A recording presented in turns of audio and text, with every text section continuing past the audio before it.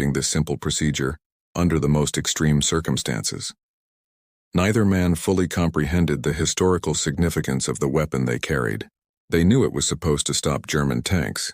Their sergeants had told them that much during training. But the abstract concept of stopping tanks bore little resemblance to the reality they were about to experience. The thunderous crash of high explosives, the brilliant flash of shaped charges detonating against steel, and the horrifying realization that the Wehrmacht's aura of mechanical invincibility could be shattered by a weapon that weighed less than 15 pounds and cost roughly $200 to manufacture. The morning of January 17th had begun like many others in the Tunisian campaign. German forces, reinforced by elements of the German Panzer division, were conducting a limited offensive designed to push American positions back from critical supply routes. Obergefreiter Dietrich's Panzer IV was part of a spearhead formation that had successfully penetrated American defensive lines, creating what German commanders believed would be another tactical victory demonstrating Wehrmacht superiority over inexperienced American forces. Dietrich had participated in enough armored actions to recognize the pattern.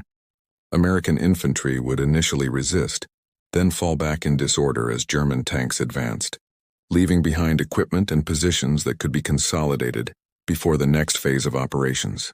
His crew had grown confident in their ability to suppress American positions through the sheer psychological impact of their presence, knowing that most Allied anti-tank weapons required dangerously close approaches that few enemy soldiers were willing to attempt.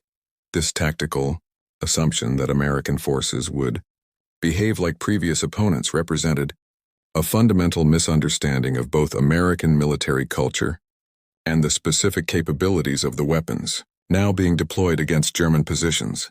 Unlike European armies that had developed within rigid class structures and traditional military hierarchies, American forces embodied a different relationship between individual initiative and collective action. The same industrial democracy that had produced the bazooka had also created soldiers who were encouraged to think independently and adapt quickly to changing circumstances.